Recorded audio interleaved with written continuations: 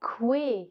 Bonjour, chères femmes immigrantes. Le 21 juin marque la Journée nationale des peuples autochtones, le jour où nous reconnaissons et honorons les réalisations, l'histoire et les riches cultures des peuples autochtones au Canada. C'est en apprenant et en comprenant l'histoire des peuples autochtones du Canada, en partageant ces histoires et les connaissances des Premières Nations, des Inuits et des Métis, que nous pourrons développer une solidarité avec les femmes autochtones. Chères femmes immigrantes, j'ai fait la connaissance d'une artiste exceptionnelle au nom de Valérie Ivy Hamelin, membre de la communauté Micmac de Gaspé en Gaspésie. Valérie est une artiste multidisciplinaire, s'exprimant à la flûte traversière, à la voix, à la danse et aux percussions.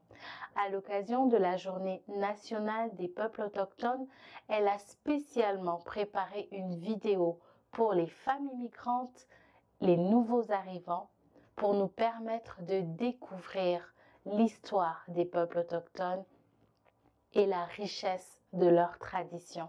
Alors je vous encourage à découvrir et à savourer cette vidéo qui vous permettra d'en connaître davantage. Je vous laisse avec cette très belle vidéo. Bon visionnage et n'oubliez pas de laisser un like et un commentaire. C'est dans le cadre de la Journée nationale des peuples autochtones, en date du 21 juin, que Christella, de l'organisme Actes d'amour, encourage les nouveaux arrivants à souligner le patrimoine unique, la diversité culturelle et les réalisations remarquables des Premières Nations, des Inuits et des Métis. Du confort de votre maison, Christella vous invite à prendre part aux activités virtuelles qui auront lieu sur la page Facebook Festival Couleurs Tropicales et la chaîne YouTube sur les femmes immigrantes. Bonne journée nationale des peuples autochtones.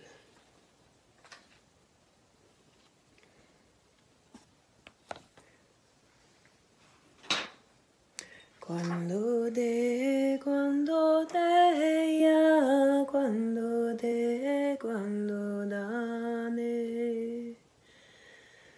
Cuando de, ya, cuando dane.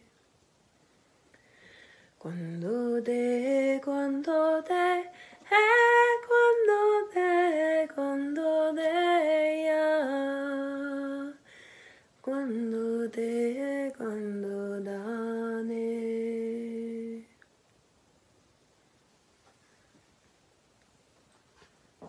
Kwe, bonjour, bienvenue, Pejelasi, Weldaswaluleg. Mon nom est Valérie Ivy Hamelin et je suis de la communauté Micmac de Gaspé en Gaspésie. Ma communauté fait partie du Gaspégiwagi, qui est le territoire Micmac, qui couvre la Gaspésie, mais aussi le Nouveau-Brunswick, la Nouvelle-Écosse, l'île du Prince-Édouard, les îles de la Madeleine, Cap-Breton, Terre-Neuve, l'île d'Anticosti et une partie du nord de l'État du Maine aux États-Unis. Donc le territoire Mi'kmaq est très grand, il couvre toutes ces provinces et nous y sommes présents depuis 10 000 ans. Donc, il y a des preuves archéologiques et dans nos contes de la création, nos contes traditionnels, on a des histoires qui remontent jusqu'à l'époque des glaciers sur le territoire. Le Gaspégiwagi, ça veut dire le bout du monde, la terre du bout du monde. Et ma communauté Gaspég, c'est vraiment le bout du monde. Donc, quand on arrive sur mon territoire, on est sur le bord de la mer. Nous sommes un peuple de pêcheurs, de chasseurs, cueilleurs, et à l'époque, nous étions semi-nomades. Nous restons sur le territoire, mais on on changeait d'emplacement selon les saisons. Donc l'été, on était plus sur le bord de la mer et l'hiver, on remontait en petite famille sur les territoires traditionnels de chasse familiaux. Mais aujourd'hui, notre mode de vie a beaucoup changé parce que on s'est modernisé énormément, on a été beaucoup assimilé aussi, on s'est métissé beaucoup. On était les premiers à rencontrer Samuel de Champlain. Donc, le territoire Mi'kmaq. Pour nous, c'est très important, le territoire, la langue, les valeurs, les liens familiaux, les liens avec la communauté sont tous des éléments importants pour le maintien, la revitalisation et la continuation de notre culture. Donc, bienvenue à vous, bienvenue au Québec. Ça me fait vraiment plaisir d'être avec vous aujourd'hui. Merci Christella pour l'invitation. Et ça me fait plaisir de vous souhaiter la bienvenue sur le territoire des 11 Premières Nations du Québec. Ça me fait plaisir de vous enseigner les nations afin que vous sachiez aussi les peuples ancestraux qui habitent ici. Donc, autour de Montréal, nous sommes sur le territoire Mohawk, le Ganengeaga. Et si on remonte vers Ottawa et vers l'Abitibi-Témiscamingue, nous sommes sur le territoire algonquin ou Anishinaabe. Et si on va de l'autre côté, en allant vers Québec, on retrouve les Abénakis, les Hurons-Wendat. Et si on continue à monter vers Rivière-du-Loup, Kakuna, on se retrouve en territoire malécite ou Wolastoqey. Et si on continue un petit peu plus loin, on arrive chez moi, chez les Mi'kmaq. De l'autre côté du fleuve, on retrouve le peuple Innu. Et dans le centre du Québec, il y a aussi les Atikamekw. Et plus au nord, on retrouve les Inuits, les Cris et les Iyu. Donc, les 11 Premières Nations du Québec, il y a 3 A. Atikamekw, Anishinaabe et Abénaki. Il y a 3 M. Les Mohawks, les Mi'kmaq, les Malécites. On est rendu à 6. Donc, il y a les Hurons-Wendat, les Inuits, les Inuits, les Cris et... il m'en manque un. Les 11 Premières Nations. Donc, les Naskapi. Désolée, les Naskapi. Donc, les Naskapi qui sont aussi dans le très grand nord. Donc, les 11 Premières Nations du Québec. Et je vous invite à les visiter durant l'été. On organise des powwows qui sont des rassemblements festifs où on célèbre à travers la musique, la danse et les gens portent leur habit traditionnel qu'on appelle regalia. Puis il y a des powwows compétitifs, de compétition où les gens vont compétitionner au niveau de la danse et il y a les powwows traditionnels où on célèbre plus de façon traditionnelle et intime. Donc, c'est vraiment ouvert à tous. C'est bienvenu à tous. C'est bienvenu à tous. Vous verrez d'ailleurs, si vous y allez au centre de l'endroit où on danse, vous allez revoir ces couleurs que voici. Ces couleurs représentent une partie de la roue de médecine et un fondement de nos valeurs. Donc, on retrouve beaucoup d'enseignements ici. On retrouve les 4 principaux couleurs là, des peuples de la Terre.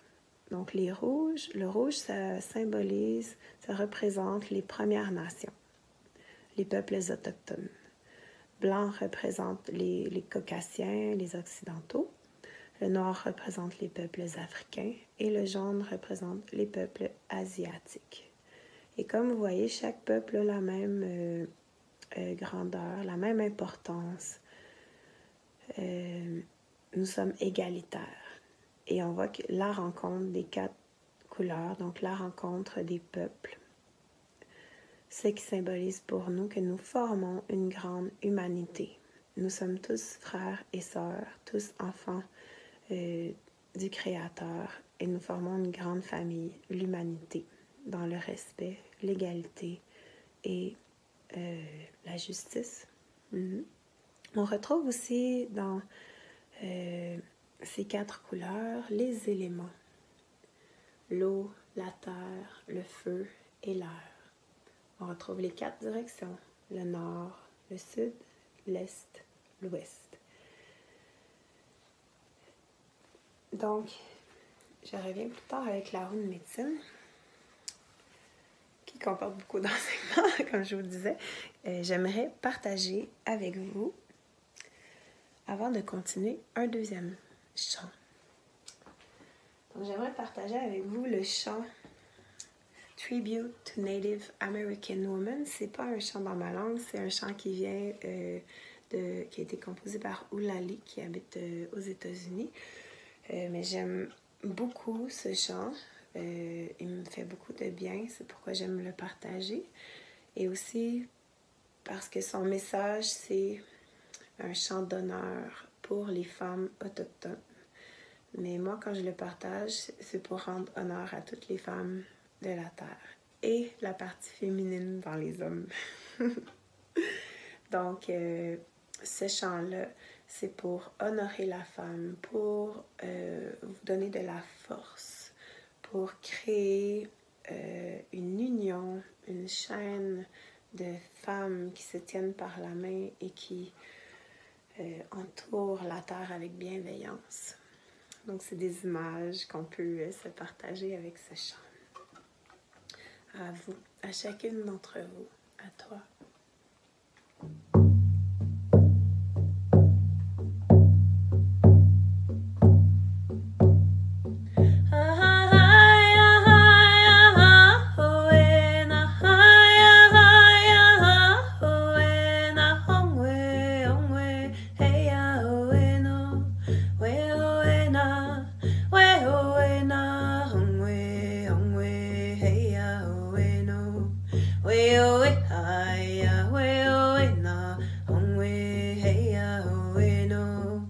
We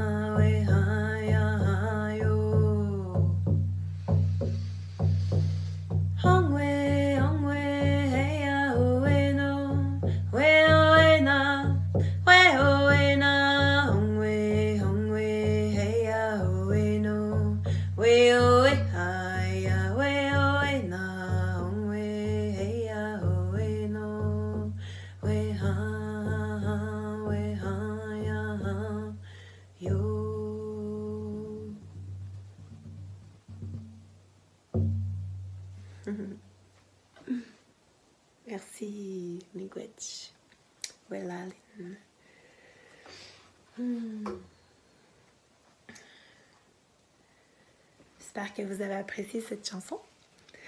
Je voulais partager un peu, je vais continuer un petit peu à vous parler de la roue de médecine et des valeurs que nous prônons. Donc, ici, j'ai une image un petit peu plus représentative dans le sens qu'elle est dans la forme du cercle. Donc, le cercle représente le cercle de la vie, la roue de médecine. Tout est circulaire. Nous arrivons sur Terre, enfants, nous allons vers l'adolescence, la vie adulte, la vieillesse et on meurt. Ça fait un cercle. Le jour, la nuit, le soleil, la terre, la lune, le symbole du cercle est partout. Donc, lorsque nous marchons sur le sentier rouge, lorsque nous respectons les valeurs et marchons de façon traditionnelle, nous faisons le tour du cercle de la roue de médecine, le tour du cercle de la vie. Et nous, on dit qu'on passe 7 ans par porte. On appelle ça une porte. La porte de l'Est, où le soleil se lève. La porte du Sud, la porte de l'Ouest, où le soleil se couche, et la porte du Nord. Donc, ce sont les 4 directions principales. Mais nous pensons qu'il y a plusieurs directions, en fait, au-delà des 4 directions des points cardinaux. Il y a aussi la direction du ciel, la direction de la terre et la direction du cœur, qui est très importante, qui est d'avoir la capacité de cheminer avec le cœur ouvert, de réfléchir avec le cœur et d'être bienveillant envers soi-même, envers les autres, envers la création. Donc, les enseignements principaux de la roue de médecine, j'ai une autre petite image ici qu'on va retrouver dans différentes nations. Ça, c'est de notre gouvernement du Mi'kmaq Mawiomi. Mais on nomme les 7 enseignements ou les 7 grands-pères qui est la reconnaissance. Donc, de ce que nous honorons, c'est d'être reconnaissant de les cadeaux que nous donne la vie. La coexistence, donc le respect des autres, de la création et des autres êtres vivants. Le respect, la réconciliation, le partage, la responsabilité de soi-même, des autres, de nos actions et le bien-être collectif. Donc, par le bien-être collectif, c'est de prôner des valeurs d'entraide, de solidarité, de pensée pour la communauté et pas seulement pour l'individu. Donc, des valeurs collectives. Donc, ce sont des valeurs qu'on retrouve dans plusieurs communautés autochtones, nations. C'est assez partagé, ces enseignements-là. Donc, j'espère que ça vous éclaire un petit peu plus sur la culture, les cultures autochtones du Québec. Je vais terminer. Tout à l'heure, j'ai commencé en brûlant de la sauge. On a plusieurs plantes sacrées que nous honorons aussi, dont la sauge qu'on utilise pour purifier l'énergie, l'espace physique ou notre corps physique énergétique. Donc, on fait brûler ça pour se nettoyer. Même chose avec le sweetgrass, qu'on retrouve en Gaspésie d'ailleurs. C'est du foin d'odeur qu'on a tressé en forme de tresse. Ça sent très, très, très bon.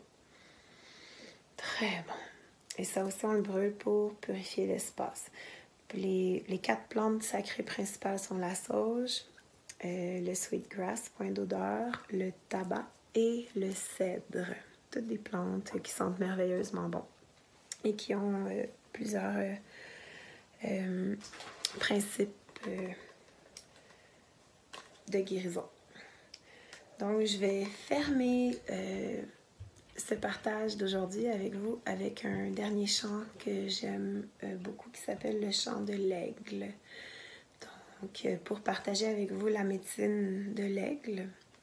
L'aigle, c'est l'animal qui vole le plus haut. Donc, il y a une vision détachée, une vision lointaine des situations. Donc, en voyant les choses avec détachement, ça nous permet de prendre des décisions plus sages ou moins affectées par nos émotions du moment. Donc, la médecine de l'aigle nous aide pour la sagesse, pour la vision claire. Donc, je vous partage ce chant pour vous souhaiter la clarté dans vos vies, la clarté sur votre chemin de vie, la sagesse, la paix dans vos cœurs. Le chant de l'aigle, en langue Mi'kmaq cette fois.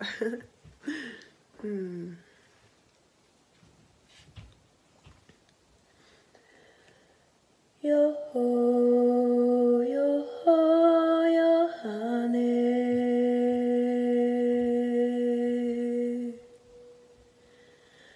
Yo-ho, yo-ho, yo-hane.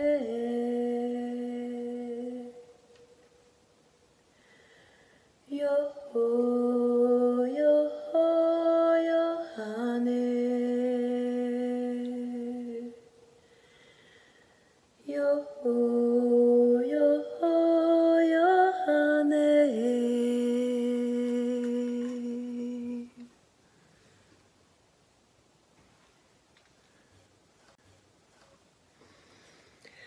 Hey, Mr. Geski, to get at the window. Hey, Mr. Geski, to get at the window. Beijing in what it puna. Beijing in what it puna. Yo-ho, yo-ho, yo-hane. Yo-ho, yo-ho, yo-hane. Yo-ho, yo-ho, yo-hane. Yo-ho, yo-ho, yo-hane.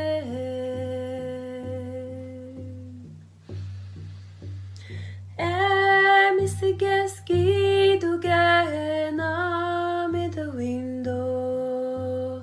Hey, Mr. Geski, to get at the window. Pejigak sendekit puna. Keidolchach sendekit puna. Yo-ho, yo-ho, yo-hane.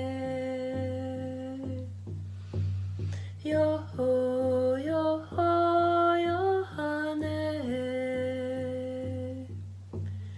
Yo-ho, yo-ho, yo-hane. Yo-ho, yo-ho, yo-hane.